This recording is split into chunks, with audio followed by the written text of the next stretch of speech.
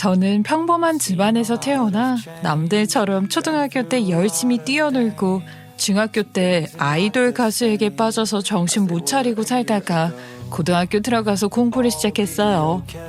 지나가는 사람을 붙잡고 물어봐도 저랑 비슷하게 살았을 거라고 자부할 수 있을 만큼 그냥 평범의 극치인 인생을 살았습니다. 그렇게 살다가 대학을 가고 취업을 하고 좋은 사람 만나서 결혼을 하고 애를 낳고 늙어가고 뭐 예상이 가능한 인생을 살 것이라고 생각을 했죠.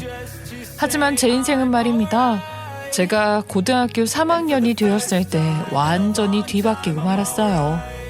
제가 고등학교 3학년 1학기를 마치고 2학기에 접어들었을 때 말도 안 되는 교통사고를 당해서 아주 크게 다치게 되었거든요. 그것도 평범하게 차에 치인 사건이 아니라 뺑소니 사건이었고 범인을 결국 잡지 못해서 미제 사건으로 남게 된 사고였어요.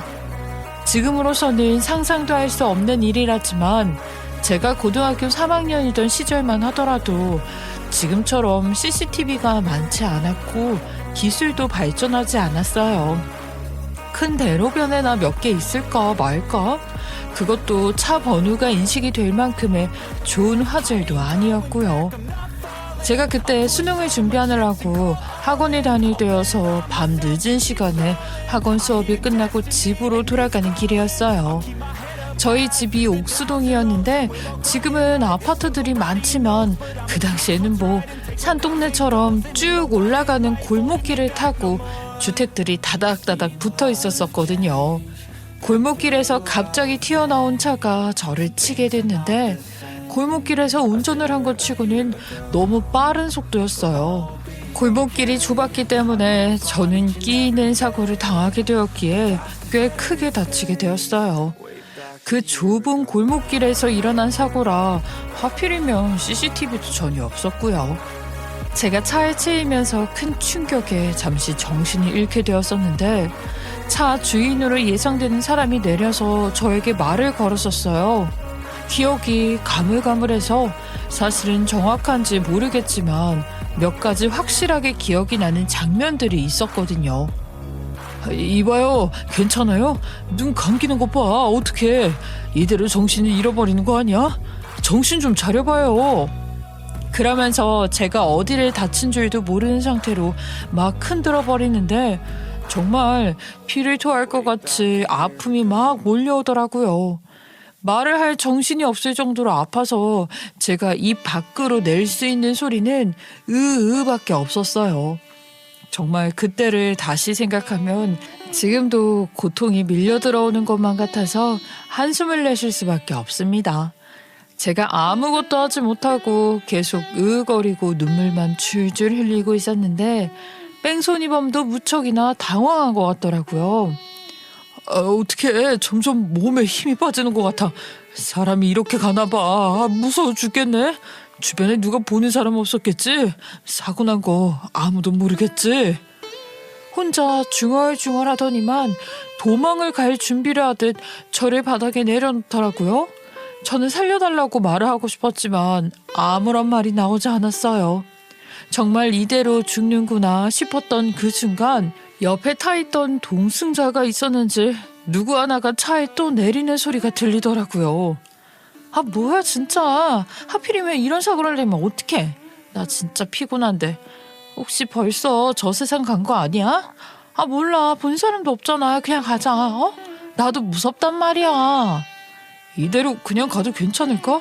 아, 어디서 누가 숨어서 지켜보고 있으면 어떡해. 그러지 말고 우리 신고하자.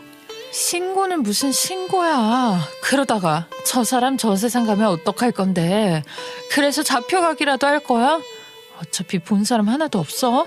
아 그냥 가도 돼. 그러면서 동승자로 보이는 사람이 발로 툭툭 저를 차는데 그 작은 터치에도 몸이 너무 으스러질 듯 아파서 죽어가는 숨소리만 뱉었죠. 정신이 가물가물한 와중에도 대화가 기억이 나는 건 그 대화 내용이 너무나도 황당하고 어이가 없었기 때문이었어요. 본인이 사고를 냈으면 경찰에 신고를 하든가 아니면 119를 불러서 저를 어떻게든 살려야 하는 거 아닌가요? 제가 의식을 잃어간다고 죽어가는 것 같다고 그대로 버리고 떠나는 사람이 할 짓은 아니잖아요. 그 와중에도 제가 딱 한 가지 정확하게 기억이 났던 것은 동승자로 느낀 사람이 저랑 비슷한 또래? 끽해봐야 저보다 한두 살 많을 것 같은 여자였다는 점이었어요.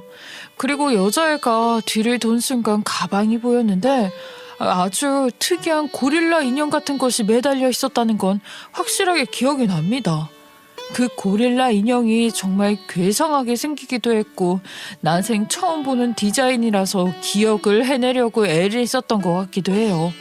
순간 받았던 충격이 너무나도 커서 뇌리에 딱 박혀 잊혀지지가 않더라고요. 가방에 달려있던 고릴라 인형을 마지막 기억으로 저는 기절을 해버렸고 지나가던 행인이 저를 발견하고 119에 신고를 해줘서 기적적으로 병원으로 이송이 되었어요. 저는 상당히 많은 골절상을 당하게 되었고 병원에서 6개월이 넘는 시간 동안 수술을 반복해야만 했습니다. 다리뼈가 완전히 아작이 나는 바람에 철심을 박는 수술도 해야만 했고요. 다행히 제 나이가 19살이었기 때문에 어린 편이라서 그런지 회복이 참으로 빠른 편이라는 긍정적이고 희망적인 이야기를 들었죠. 보통은 3번의 수술을 하려면 8개월 이상 입원을 해야 한다고 했는데 저는 회복 속도가 빨라서 6개월 만에 퇴원을 할 수 있었어요. 그 뒤로는 꾸준히 재활치료를 받아서 일상생활을 하는 것에는 큰 문제가 없긴 했지만 다리에 힘이 잘 들어가지 않는 고질병을 얻게 되었죠. 아무래도 다리만 3번을 수술했으니까 쉽게 피로해지기도 했고 갑자기 힘이 풀려서 넘어지는 경우도 있긴 했어요. 제일 큰 문제는 저를 친 뺑소니범을 아직도 찾지 못했다는 것이었고요. 그게 제 인생의 한으로 남아있는 숙제 같은 느낌이었어요. 아무튼 제가 19살에 반 이상을 병원에서 수술과 회복을 반복하면서 아픈 몸을 어떻게든 고쳐보려고 애를 쓰면서 시간을 보내야만 했죠. 당연히 학교 출석 일수가 모자라게 되었어요. 저는 학교를 1년 꿇게 되는 불상사를 겪게 되었고요.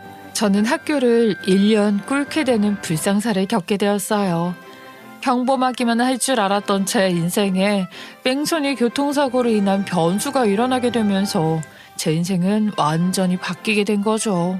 물 흐르듯이 아무 일도 없이 인생을 보낼 줄 알았는데 도대체 이게 무슨 일인 건지 꿈인지 생시인지 구별도 가지 않았어요. 저보다 1살 어린 아이들과 학교 생활을 어영부영 마치게 되고 학교를 다니면서도 재활치료를 꾸준히 해야 했어요. 가끔은 학교 계단을 올라가는 게 너무 힘들어서 친구들의 부축을 받거나 선생님께 업혀서 올라가야 했고요. 정말 제가 졸업을 하기까지 도와준 동창들을 생각하면 고맙다는 인사로도 부족할 것 같아요. 고등학교를 겨우 졸업하고 재활치료에 매진을 하게 되면서 학원에 전혀 신경을 쓸 여력이 없었고요. 애초에 제가 뛰어난 두뇌를 가진 것도 아니었어요. 게다가 부모님께서는 제가 지방에 있는 대학에 가서 혼자 생활을 하는 건 죽어도 볼 수 없다고 하셨기에 전 과감하게 대학 진학을 포기했어요. 고졸이라는 딱지가 솔직히 서운하긴 했지만 재활치료를 하는 데에만 2년이 넘는 시간이 걸렸기 때문에 어쩔 수 없었어요. 학교에서 12년 동안 달달 배운 것들이 2년이 지나니까 하나도 기억이 안 나더라고요. 다시 수능 공부를 하기도 싫고 이렇게 된 거 그냥 대학을 포기하고 지금 상황에 안주할 수 있는 다른 선택지를 찾아야겠다고 생각을 했죠. 재활이 끝나고 난 뒤에 저는 놀고 먹는 백수로 살기에는 제 병원비를 대느라 부모님의 등골이 휘었기에 취업을 준비했는데 고졸로 이력서 낼 만한 곳이 정말 한정적이더라고요. 콜센터 같은 인바운드, 아웃바운드 말고는 저를 받아줄 곳이 없었어요. 제가 오랜 시간 앉아있기에는 몸에 무리가 갈 것 같았고 아무튼 또 장시간 일을 하기에는 상황이 좋지 않았기에 고민이 많았죠. 아무리 그래도 부모님께 용돈이나 받으면서 생활할 수는 없었고 한 푼이라도 벌어야 눈치가 덜 보일 것 같았거든요. 20대 초반에는 재활 치료하느라 시간을 전부 쏟아부었다면 20대 중반에는 현실을 자각하고 자격증을 따내 공부를 하네 하면서 시간을 보냈어요. 물론 20대 중반에도 놀기도 꽤 놀았기 때문에 이렇다 할 성과는 없는 상태로 말 그대로 어송세월을 보내게 됐죠. 20대 후반이 되어서는 아무것도 가진 게 없는 상태로 이마에 딱 백수라고 적어두고 사는 사람처럼 살았어요. 일반 회사에 들어가자니 대학 졸업장 그거 한정 없는 게 참 많은 제약에 걸리게 만들더라고요. 결국에는 제가 일을 찾다 딱 맞는 일을 찾게 되었는데 그게 바로 카페에서 아르바이트를 하는 것이었습니다. 그 지역이 회사 인근 밀집 지역이라서 회사원들이 즐비한 곳에 있는 체인점 카페에서 아르바이트를 하게 되었어요. 딱 점심시간이 피크타임이고 그 외 시간에는 간간히 주문이 들어올까 말까한 그런 곳이었죠. 제가 다리에 철심을 박는 수술을 3번이나 해서 그런 건지 장시간 서 있으면 다리에 힘이 풀려버린단 말입니다. 그래서 하루에 딱 4시간, 오전 11시부터 오후 3시까지만 일을 했어요. 사장님께서는 제 사정을 다 알고 계셨기 때문에 저에게 많은 배려를 해주셨고 유대 관계가 참 좋아서 그랬는지 저는 그 카페에서 아주 오랜 시간 일을 했어요. 부모님께서는 번듯한 직장에 취직을 하길 바라셨지만 제 몸이 이렇게 성치 않으니까 어쩔 수 없다는 것을 이해하시고 포기를 하셨죠. 아무튼 제가 그렇게 아르바이트를 하다가 3살 연상인 직장인이었던 남편과 눈을 맞게 되었어요. 카페 아르바이트를 하면서 자주 커피를 사러 온 직장인이었는데 저한테 어느 날 냅다 번호를 좀 달라고 부탁을 하시더라고요. 너무 간곡하게 부탁을 하시길래 관심이 있어서 번호를 달라고 한 게 아니라 그냥 무슨 일이 있는 건가 싶어서 드렸었거든요. 알고 보니 저한테 관심이 있었던 것이었고요. 저도 얼굴을 기억할 정도로 자주 뵙던 매너 있는 손님분이라 연락을 시작하게 되었어요. 자연스럽게 여러 번 만나고 연애라는 걸 시작하게 되었는데 제가 수술 후유증으로 내내 사람을 만나지 못해서 그런 건지 연애가 참 즐겁더라고요. 3년이라는 시간을 연애를 하게 되었고 당연한 수순인 것처럼 결혼까지 약속을 하게 되었어요. 남편은 밑으로 남동생이 하나 있었는데 남동생이 꽤 잘 나가는 연구원이라고 말을 하더라고요. 시부모님도 나름 대기업 출신의 공무원으로 정년퇴직을 하신 분이셨고 저는 가족들에 대한 이야기를 듣다가 덜컥 겁을 좀 먹게 되었어요.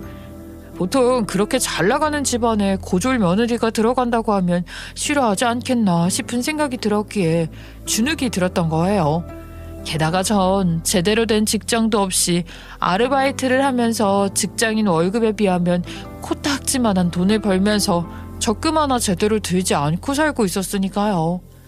기가 죽어서 결혼을 약속하긴 했지만 정말 이 결혼을 해도 되나 싶은 순간에 남편은 저에게 힘을 주었어요. 내가 당신에게 번호를 달라고 했을 때 왜 그런 용기를 냈는 줄 알아? 당신이 항상 웃으면서 친절하게 사람들에게 인사를 건네더라고. 짜증을 내는 고객들에게도 인사를 받아주지 않는 고객들에게도 늘 웃는 얼굴로 응대하는 모습이 참 멋있어 보였어. 내가 그랬어? 나는 내가 무슨 얼굴로 손님들을 응대하고 있었는지는 몰랐네. 그런 건 또 언제 관찰을 했대? 그냥 자꾸 눈길이 가서 한두 번 보니까 알겠더라. 저 사람은 참 꿋꿋하고 굳센 성품을 가지고 있겠구나. 어떤 시련이 와도 웃으면서 넘길 수 있겠구나 하는 생각. 당신이랑 함께 결혼 생활을 한다면 세상 어떤 풍파가 와도 견뎌낼 수 있을 거라는 확신이 들었어. 나는 내가 너무 모자란 사람 같아서 주눅이 들어. 내가 교통사고를 당하고 싶어서 이렇게 된 게 아닌데, 내 잘못이 아닌데 그런 생각이 들더라고. 세상에 이런 삶을 사는 사람도 있고 저런 삶을 사는 사람도 있지 않겠어. 주눅이 들 이유 전혀 없어. 당신은 당신 자리에서 할 수 있는 최선을 다하는 거니까. 그리고 우리 부모님이 고지식한 면이 없다고 할 순 없지만 세상을 또 편협하게 바라보는 분들은 아니셔. 남편은 계속해서 저의 손을 잡아주면서 저를 달래주었고 저는 저를 믿어주고 응원해주는 남편 덕분에 결혼을 결심하게 되었어요. 저희 집에서는 제가 결혼을 하겠다고 하니까 더 볼 것도 없다고 하시면서 허락을 해주셨죠. 너무 쉽게 남편을 보자마자 허락을 해주셔서 어안이 벙벙하기도 했고 솔직히 짐쩍 치우는 듯한 느낌이 들어서 섭섭하기도 했어요. 우리 딸이 이렇게 번듯한 남자를 데리고 와서 결혼을 하겠다고 하니 내가 기분이 아주 째진다 째져. 하루빨리 치워버리던가 해야지 했구먼. 내가 우리 딸이 얼마나 고생하면서 힘든 시간을 보냈는지 전부 다 이해할 수는 없겠지만 자네는 우리 딸을 하나하나 이해하며 보살펴주게. 재활이 전부 끝났지만 아직 몸이 성취하는 부분이 있으니까 불편해하지 말고 사랑으로 안아주라 이 말이야.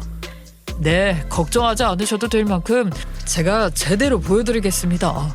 장인어른 장모님 곱게 키운 따님을 저에게 보내주셔서 정말 감사합니다. 곱게 키우긴 무슨, 진짜 곱게 키웠으면 사고를 당할 일도 없었을 텐데 우리가 너무 내놓은 자식처럼 막 살게 냅둬서 걱정이네. 자네 집안에서 반대하고 뜨면 어떡하나. 우리 딸이 정말 할 줄 아는 게 아무것도 없는데 말이야. 엄마, 왜 이런 자리에서 안 해도 될 이야기를 하는 거야? 이 사람이 오해하면 어쩌려고. 얘가 내숭을 떨 걸 떨어라. 같이 살면 전부 다 알게 될 사실인데 당연히 미리 아는 게 좋지. 나중에 너한테 사기 결혼이라고 화내면 어쩌려고.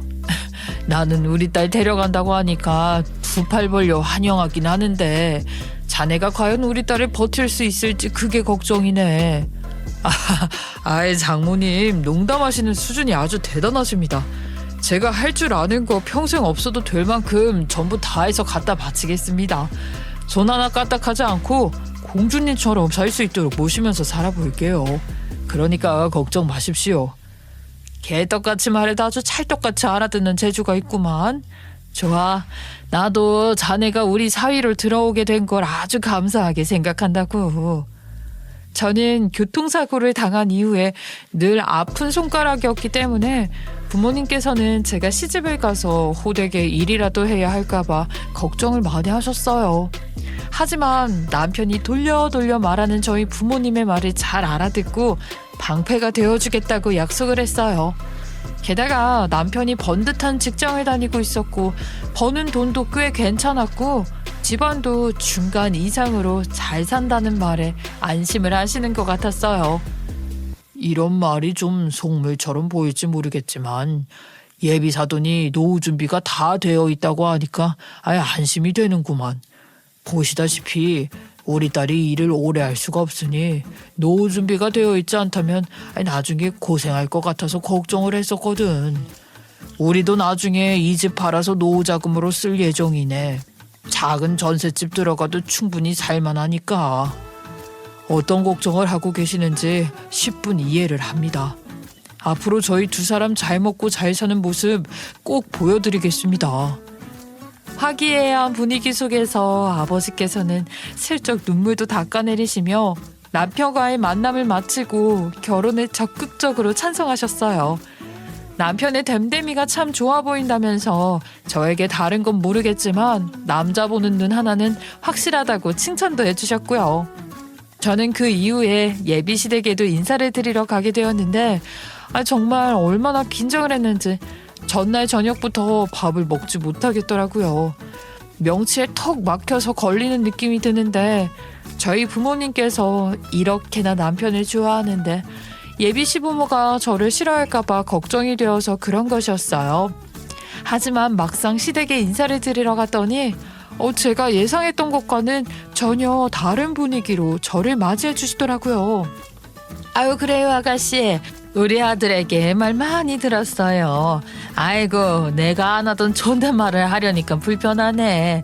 내가 그냥 말 편하게 며느리야 하고 불러도 괜찮겠지? 그럼요 어머님. 저도 편하게 어머님이라고 불러도 괜찮을까요?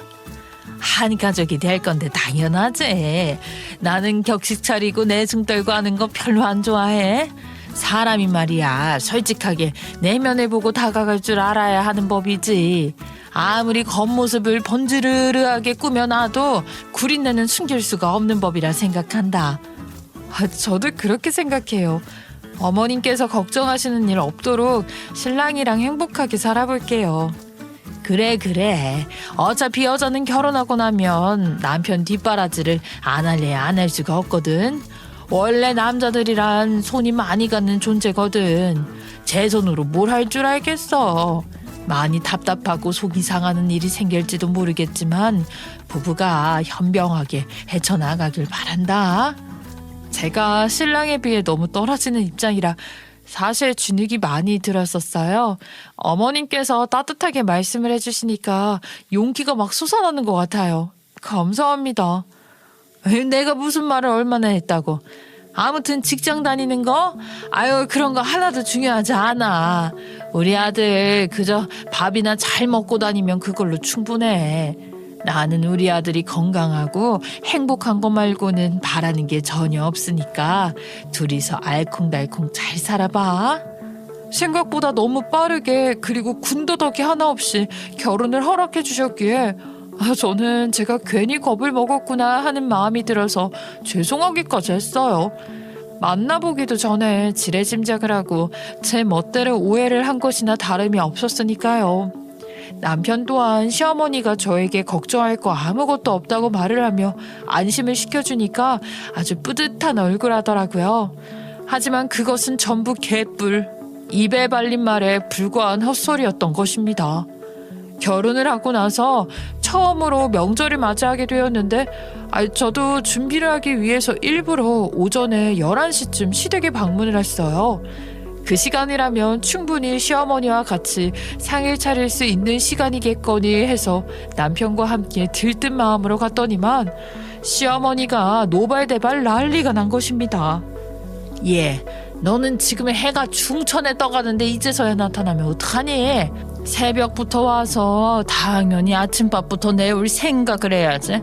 내가 이번에는 처음이니까 넘어가지만 두 번째부터는 얄짤없다. 알겠어? 죄송해요, 어머님. 아침부터 상을 차려야 하는지 미처 몰랐어요. 다음에는 일찍 오도록 할게요. 그럼 오늘은 다 해두신 거예요? 바로 밥 먹으면 돼요? 양이 얼마나 방대한데 그걸 나 혼자 할 수 있겠니? 네가 오면 해야 할 몫은 따로 남겨두었으니까 지금부터 부지런히 해라. 우리는 딱딱 역할 분담해서 일을 해야 직성이 풀리는 집이니까. 제 몫을 일부러 빼두었다는 말에 솔직히 당황스럽기도 하고 이게 맞는 건가 싶은 생각이 들었는데 이미 제사 음식은 대부분 다 되어 있는 것 같았어요. 저는 두리번거리면서 보다가 제 몫으로 해야 할 일이 딱히 보이지 않아서 갸우뚱한 얼굴로 시어머니를 바라보았죠. 내가 먹을 음식은 대부분 다 해놨는데 저기 저 솥보이니? 거기에다가 사골국 하나만 네가 끓이면 된단다. 사골국이요? 그거 그냥 뼈를 오랜 시간 불 위에 올려두고 끓이기만 하면 되는 거 아니에요? 전이라도 남겨두시지. 얘가 그런 정성 하나 없이 끓이면 무슨 맛이 나겠니? 불 앞에 서서 계속 쉬지 않고 저어줘야 한단다. 국자도 저기에 있으니까 데이지 않게 조심하고 기름 뜨는 거 전부 다 제거하면서 해야 해. 원래 사골국이라는 게 불순물이 들어가면 그 맛을 해치는 법이거든. 처음에는 별로 어려운 일은 아니구나 싶어서 알겠다고 고개를 끄덕였는데 제가 사골국이라는 걸 한 번도 끓여본 적 없어서 우습게 생각했던 것이었어요. 1시간 가까이 뜨거운 불 앞에 서서 국자로 내내 저으며 불순물들을 걸러내는데 팔은 빠지게 아프고 다리에 점점 힘이 풀리더라고요. 제가 오래 서 있으면 안 돼서 의자를 가지고 오려고 했더니 시어머니가 그러더라고요. 의자에 앉아서 둘통하니 퍽이나 보이겠다. 응? 그런 마음으로 무슨 정성을 들여서 사골국을 우리겠다고 그래. 서서 해야지. 시어머니가 심술을 부리듯이 이야기를 하는 바람에 저는 눈치를 보면서 몇십 분을 더 서서 들통을 들여다보며 적고 있었어요. 그러다가 제가 다리에 힘이 풀려서 주저앉아버렸더니 옆에서 말동무를 해주던 남편이 놀라서 저한테 그만하라고 하더라고요. 다리도 성취하는데 어떻게 내내 불순물을 제거하고 있겠어. 나와봐, 내가 할 테니까. 당신은 소파에 앉아서 좀 쉬고 있어. 팔뚝까지 다 벌겋게 익었네. 그러길래 내가 하겠다니까 왜 고집을 부리고 그래. 얘가 지금 뭐라는 거야?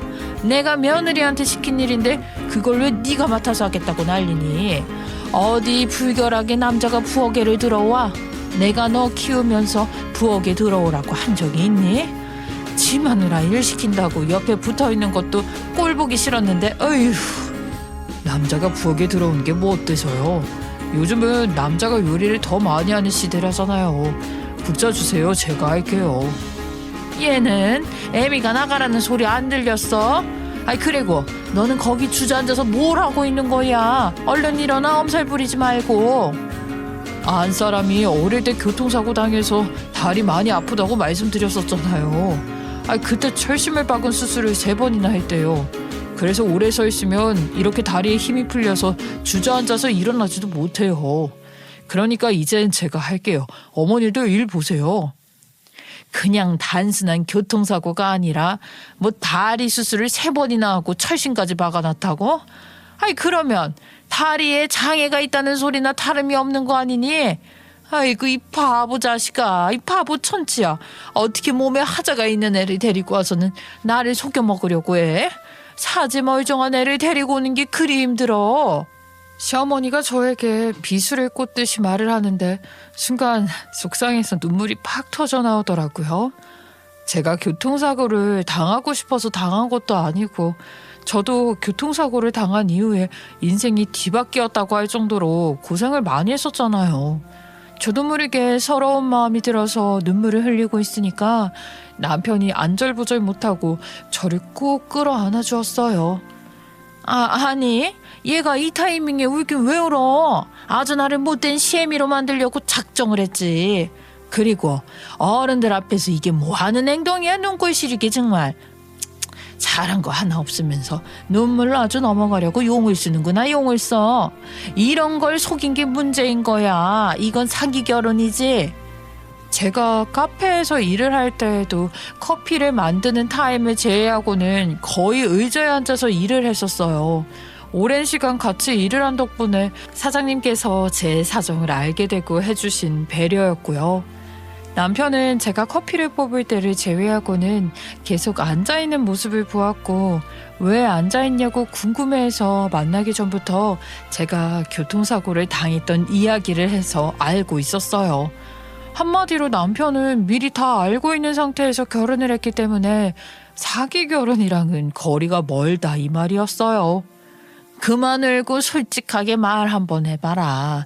너 다리가 병신이라 취직도 못한 거니?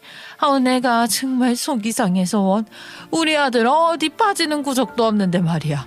제대로 서 있지도 못하는 애를 데려다가 며느리라고 오냐오냐 해주고 있었으니 내 속이 터진다 터져. 다리 수술했으면 아직까지 뭐 약 먹고 그런 거 있냐?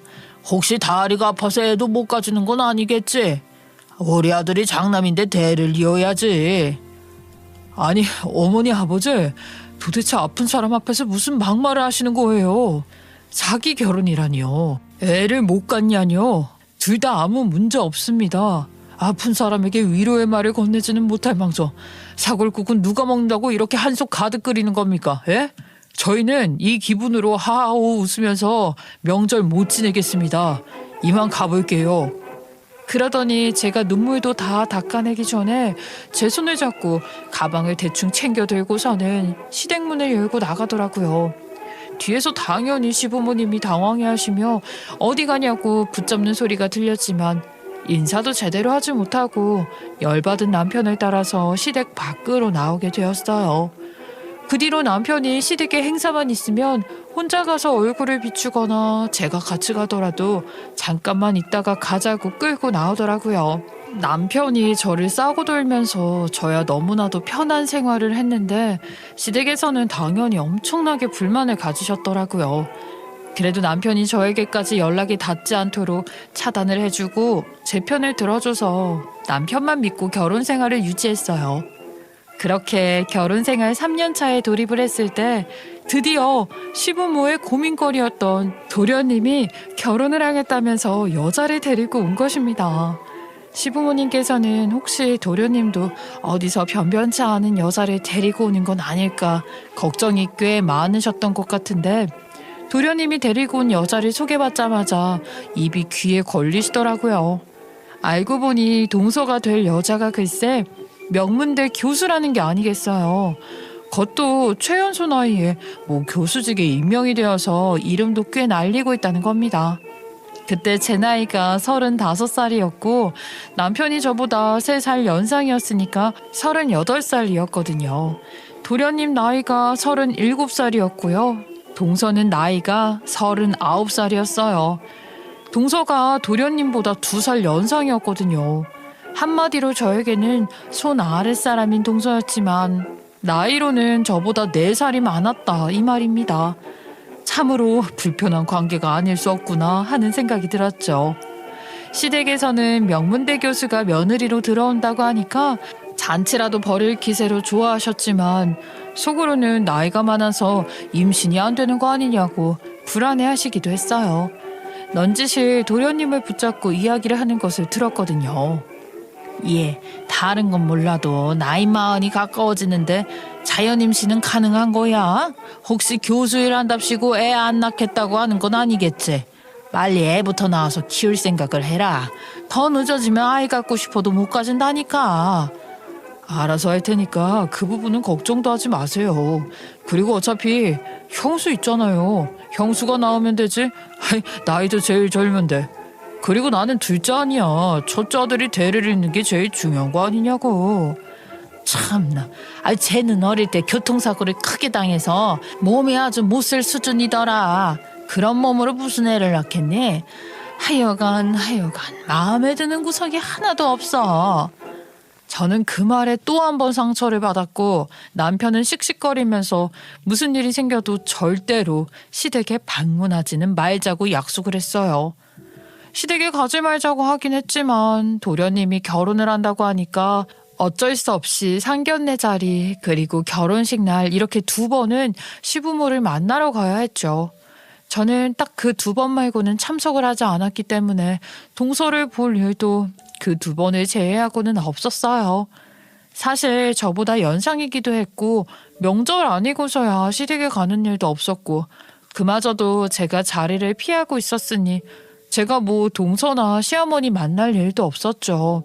그런데 동서 성격이 여우인 건지 뭔지 아주 짧은 시간에 시어머니의 마음을 완전히 사로잡았더라고요. 물론 명문대 교수 입김이 크게 작용했을지도 모르지만요. 동서도 일부러 시어머니에게 연락을 자주 하고 자주 찾아가면서 마음에 들기 위해 애쓴 것 같더라고요.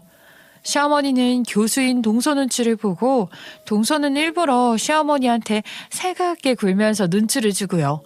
둘이요 아주 짝짝꿍이 잘 맞아서인지 교묘하게 저를 까내리기 시작하더라고요. 형님은 결혼 전에 무슨 일을 하셨었어요? 나이도 젊은데 이것저것 많이 해보셨을 것 같아서요. 저는 재미없게 내내 공부만 했거든요.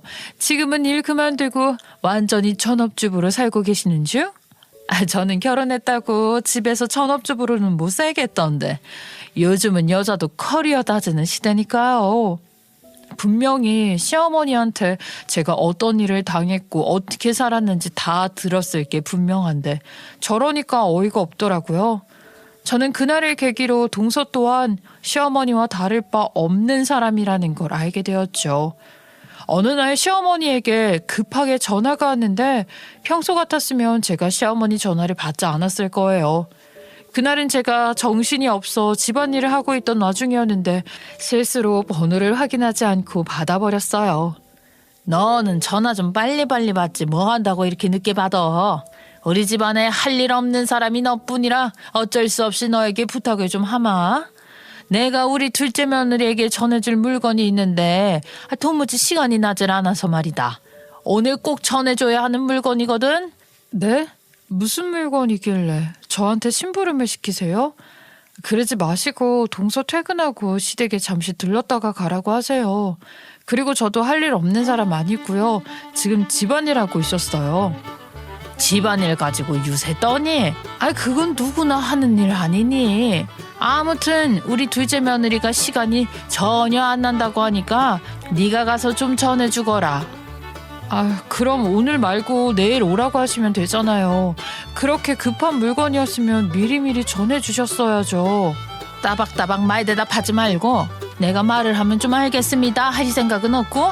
신선식품이라서 오늘이 지나가면 안 된다. 오늘 꼭 줘야 해.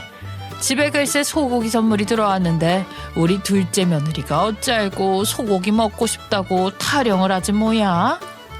어머님, 저도 소고기 없어서 못 먹는 사람인데요. 저도 입 달렸고요. 소고기를 지금 동서만 주신다는 거예요? 그것도 저한테 심부름 시키면서요? 소고기 선물이 들어오긴 했는데 양이 되면 얼마나 되겠니? 너한테까지 나눠줄 양이 안 된다. 아무튼 둘째 며느리한테 전해줘. 어머님, 저도 싫어요. 제 몫에 소고기도 없는데 제가 왜 동서한테까지 가서 그걸 전해줘야 해요.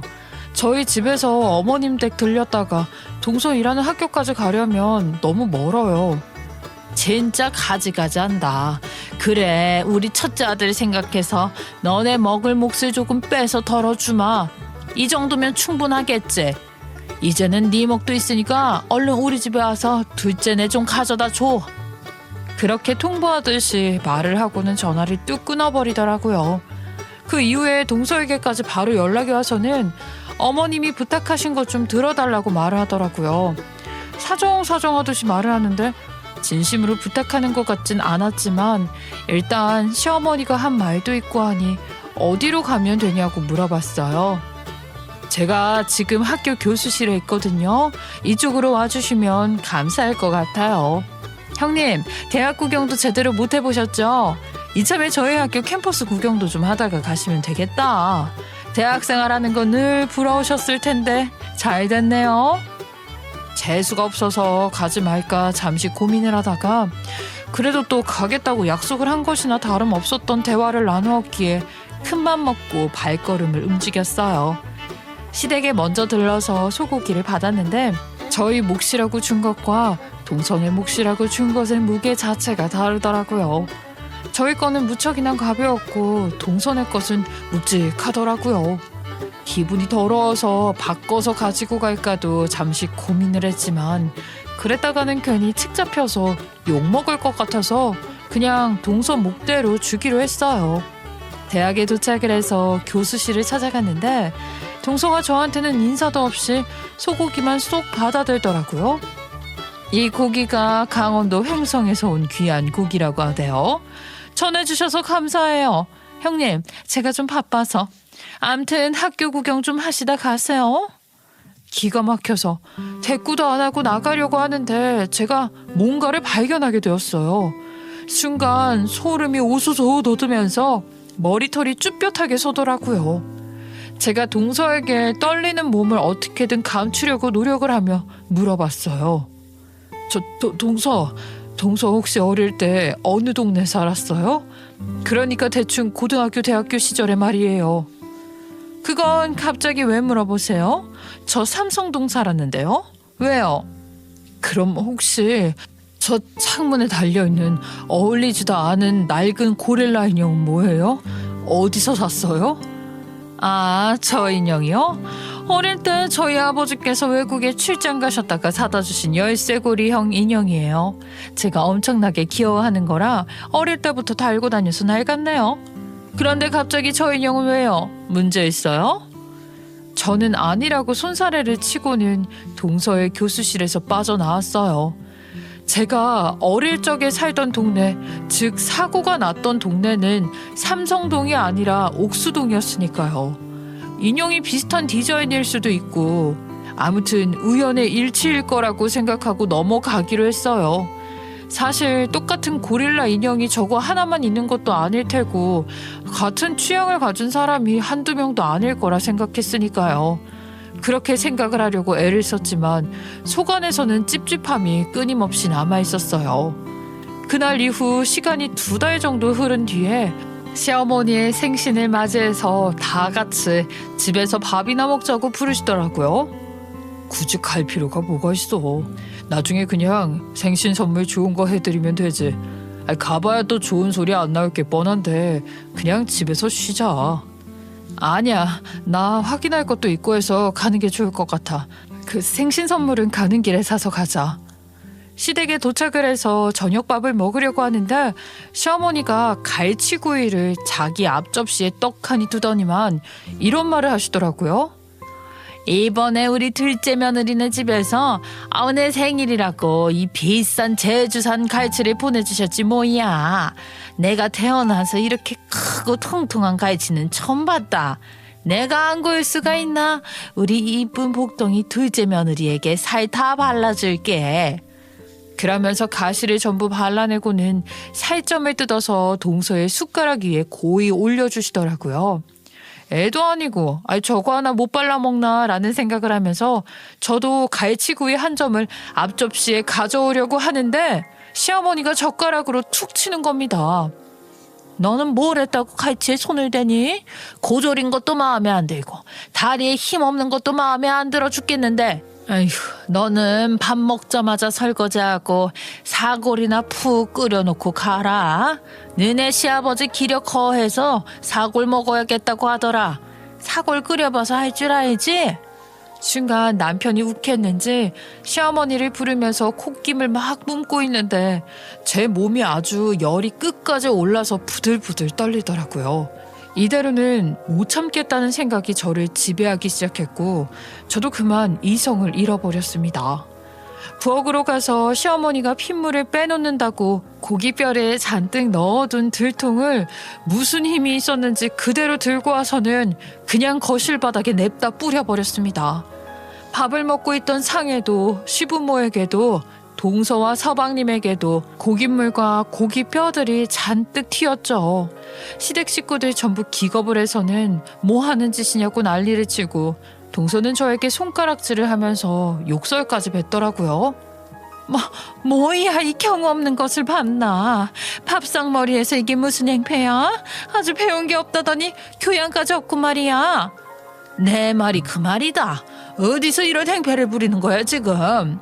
그러니까 교통사고나 당해서 학교도 꿇고 대학도 못 가지. 그러게요. 다리에 힘 없이 살아서 이 정도지? 다리에 힘까지 있었으면 아주 집을 다 뒤집어 엎겠어요. 제가 어이가 없어서 웃음이 피식 나오더라고요. 제가 웃으니까 동서랑 시어머니 둘 다 경악을 하고 저를 바라보더라고요. 야, 너 말 다 했어? 다리에 힘이 어쩌고 교양이 없어? 그러는 너는 얼마나 똑똑하길래 나한테 배운 거 운운하고 난리야? 뭐가 어째? 야, 너? 아무리 손윗 사람이라고 하지만 4살 차이인데 야가 말이나 되는 호칭이야? 정말로 배운 게 없어서 이 모양으로 사는 거야? 저에게 삿대질을 해대면서 열불을 막 토해내는데 정말 코미디가 따로 없는 꼴이라 웃음이 깔깔 터지더라고요. 제가 순간 정색을 하고 동서에게 말을 했어요. 야, 너는 짐승만도 못한 기집애잖아. 사람도 아닌 짐승한테 야 너 거리는 게 뭐가 어떻다고?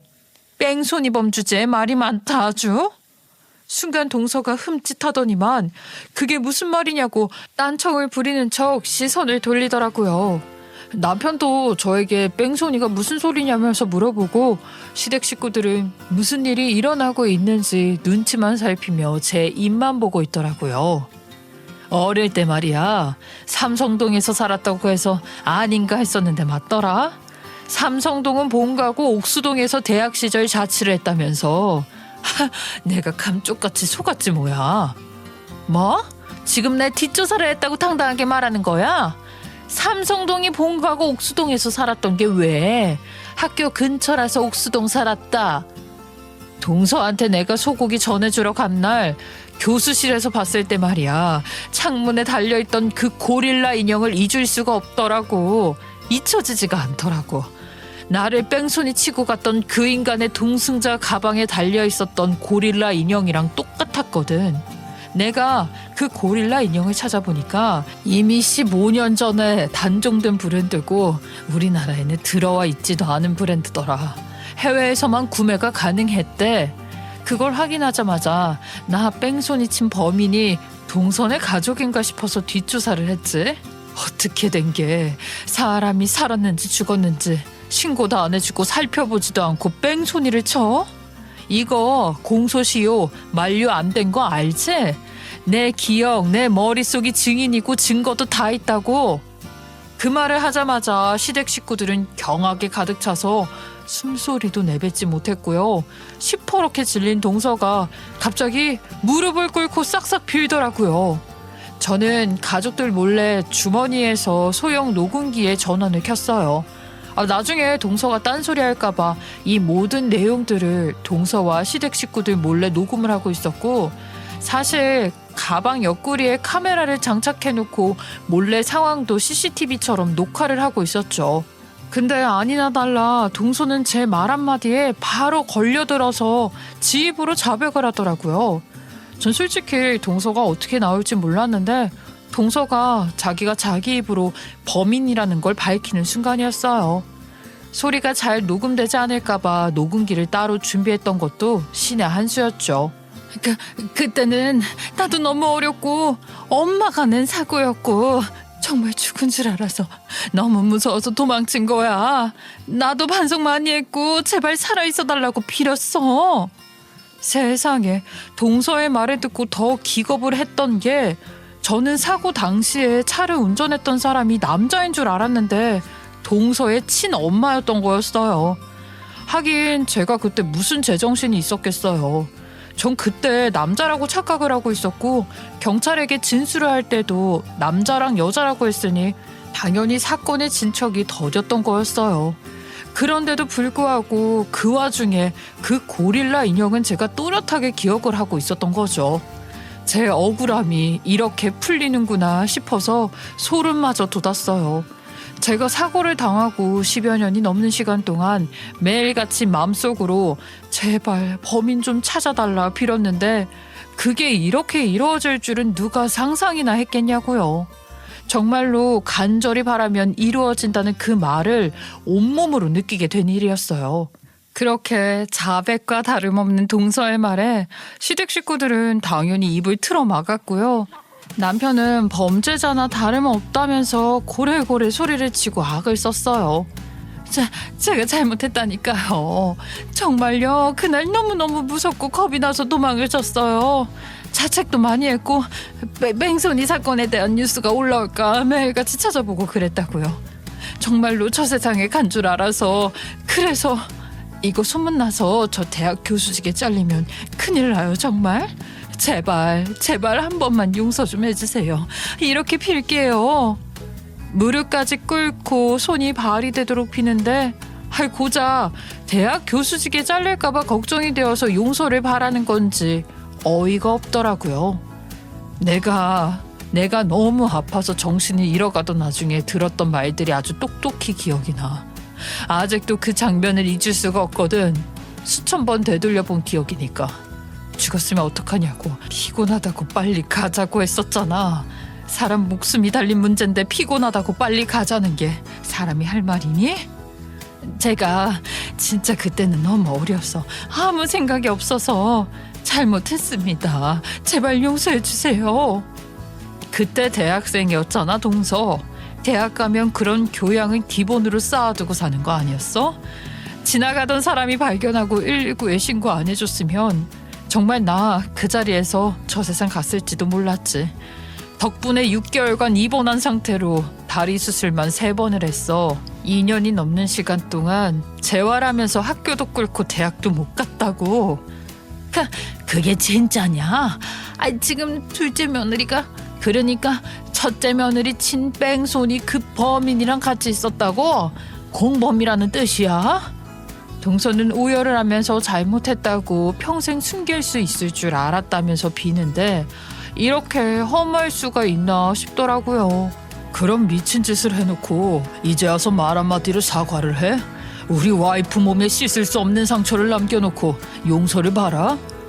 와, 진짜 소름이다. 어떻게 사람이 그런 일을 저질러 놓고 지금까지 태연하게 뻔뻔하게 얼굴을 들고 살 수가 있지? 당신이 치고 간 사람이 어떻게 됐는지 궁금하지도 않았어. 찾아볼 생각도 안 했고. 진짜 소름이다, 소름. 남편도 서방님도 동서를 몰아세우는데 그렇게 동서를 예뻐했던 시어머니조차 경멸 어린 눈으로 바라보시더라고요. 아우, 내가 진짜 기가 막혀서. 대학 교수면 뭐라니? 사람으로서 어떻게 그런 짓을 할 수가 있어. 짐승도 그런 짓은 못하겠다. 그날 남편은 눈물을 뚝뚝 흘리는 저에게 더 이상 동서의 얼굴을 소름 끼쳐서 못 보겠다고 집에 가자며 저를 끌고 나왔어요. 그 뒤로 동서는 계속해서 용서를 빌었지만 제가 미쳤다고 만나서 용서를 해주겠어요? 연락도 안 받아줬죠. 남편은 이 일을 공론화시켜야 한다고 했고 동서가 일을 하고 있는 대학교로 투서를 보냈습니다. 당연한 수순으로 동서는 대학 교수직에서 잘리게 되었고요.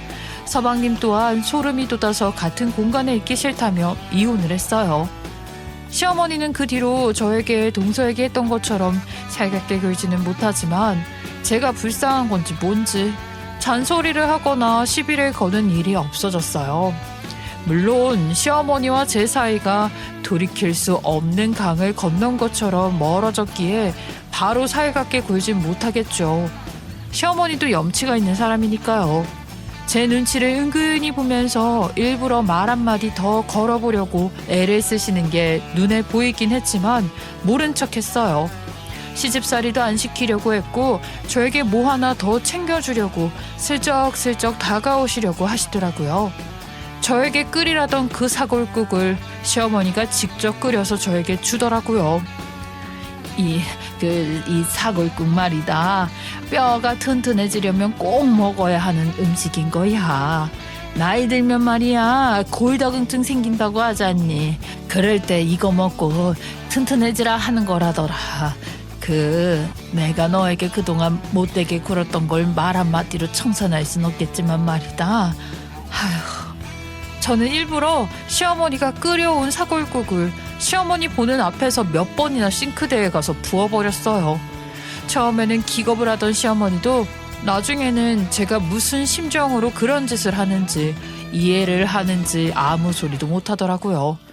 대신 몇 번이고 제가 한술 뜰 때까지 사골국을 끓여다 주셨어요. 자기가 정말로 사과하고 싶다고 반성하고 있다고 행동으로 보여주겠다고 하시면서요. 도련님이 이혼까지 하는 바람에 시어머니도 걱정이 꽤 많은 것처럼 보였지만 그런 짐승보다 못한 것이랑 사느니 이혼을 하는 게 낫다고 서둘러서 이혼시킨 것도 시어머니였어요.